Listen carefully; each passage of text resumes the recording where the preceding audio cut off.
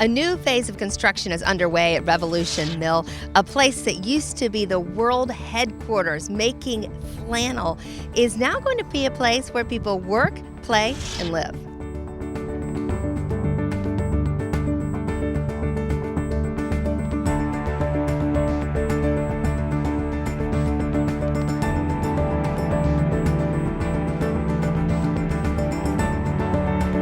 Micah Kordsmeyer is the project manager here at Revolution Mills. Where does it stand now? What's going on? Well, right now we're standing in what's called Building 1250. It'll be office space, artist studios, as well as space for creative professionals. This space will be completed in the next month or so, and we're leasing it up right now. We've got some exciting tenants moving in early this summer. And we're working on apartments in the back, and we'll take you back there in a minute. We'll have 142 apartments opening in the fall of this year. So this is going to be space for large businesses, small businesses, startups, people to live, play. Yeah, exactly. I mean, we say it's a place to live, work, and create. So we're really focused on making this an all-inclusive community that supports entrepreneurs, the creative class, and really just the sort of new economy of Greensboro. Well, let's go back a bit because we really need to, when we're in this space, talk a little bit about the history and why this place and this part of Greensboro is so very important. Sure, yeah. I mean, we're standing in one of the several mills built by the Cohn brothers in partnership with a local family, the Sternbergers. This mill, Revolution Mill, was opened in 1899 and sort of built out in several phases over the next 50 years or so.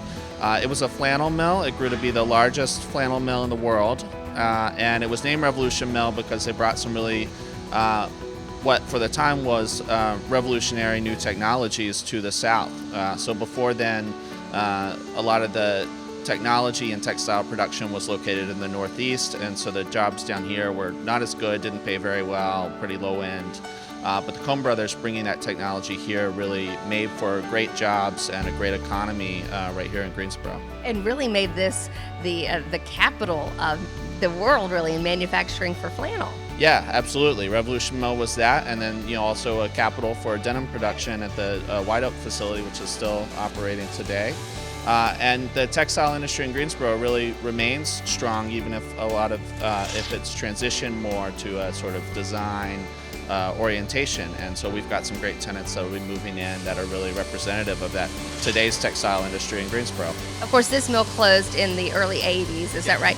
But it's important to preserve this space. It really is a beautiful building, a beautiful space. Why is it important to you to be part of that? I just feel really strongly that the communities that we built in the early part of the 20th century are just really important to us to understand where we came from, and that you just can't recreate assets like this today.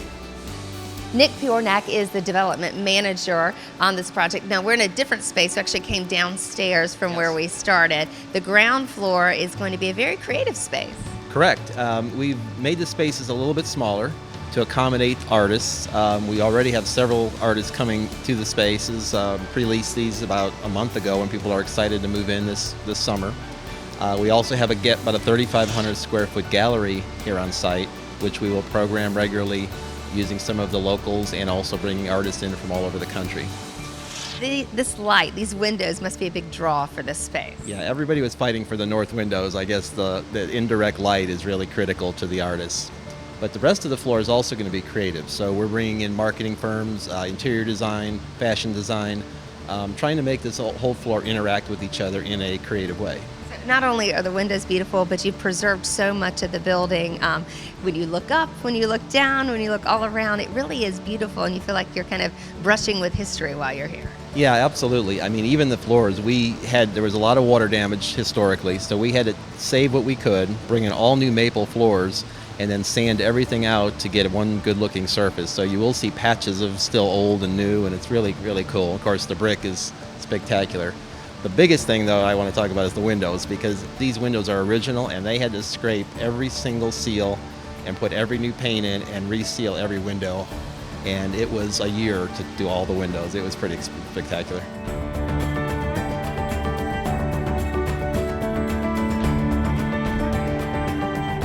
this space has an interesting history in itself. Yeah, absolutely. So the space we're standing in right now used to be the executive offices at Revolution Mill. And so there's sort of nicer, more detailed ceiling work in here. And as you can see, just a really beautiful space that the executives would work in. And on the floor above us would have been where the accountants and bookkeepers were. There's a huge wall of shelves there that would hold all their ledger books, and they would send the ledger books down the dumbwaiter that's behind us, so the executives could look and see how things were going around. And so they wouldn't have to walk up the stairs to get them themselves. Right. That might be too much work, yeah. This is the only building that will remain virtually untouched during this renovation. Open to the public every day, of course, will be the create and work space, but it can also be the live space. That's where we are now. Right, absolutely.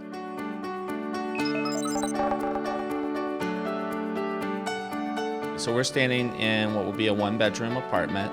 Every apartment will have at least 2 of these huge, beautiful windows in them that really let in some beautiful light. And we've chosen to put those windows into the sort of common area of the apartment. So we're standing in the living room, and then just beyond us is where the kitchen would be. And then we've got the bedroom toward the back. We'll have a barn-style door into that, and really just celebrating sort of the historic features of the space with the exposed brick walls, the original maple floors. We'll have some on the ground floor that've got concrete floors. One thing I'm really excited about is the countertops will be recycled glass, and we'll actually be able to take some of the glass that we salvaged from the property and send it to the manufacturer. So some of the glass in the countertops will actually come from Revolution Mill. How many apartments will there be in total? We're building 142 apartments, so there's about 81 bedrooms and 62 bedroom units. And they should be open in the fall, perhaps? Yeah, they should be available sometime in October is what we're thinking right now. And hopefully some people who are working here will be able to live here, but it'll be open to anyone. Right, that's the vision. And our plan is to work with the city of Greensboro actually to extend a greenway out here. And you would be able to ride that greenway from your apartment to Cone Hospital just a few minutes away, or go downtown on a 15-minute bike ride.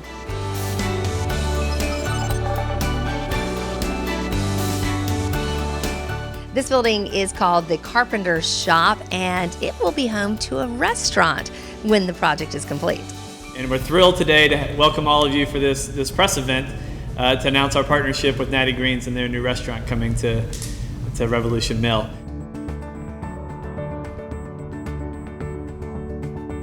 While we're still inside, we're kind of between 2 buildings right now, and this is going to be a unique space, or at least the outside is. Yeah, we're standing over what will be a courtyard that we're planning a lot of outdoor activities. We'll be able to show movies outside or have a summer concert series out here. And these outdoor spaces are really, to me, what really speaks to the heart of what we're trying to do, which is to create something that is really an asset to the whole community of Greensboro that the whole family can come and enjoy, regardless of whether you're renting office space or living in an apartment here, that you can come and spend a nice Sunday afternoon outside of Revolution Mill. And really making it its own community here too, pulling all the parts of it together. Yeah, absolutely. It's a place where all the people from all walks of life can come and have a nice time together. In all, Revolution Mill is about 600,000 square feet, a lot of property here. New businesses should start moving in this summer. Renters will be moving into the apartments by this fall, and hopefully that restaurant won't be too far behind.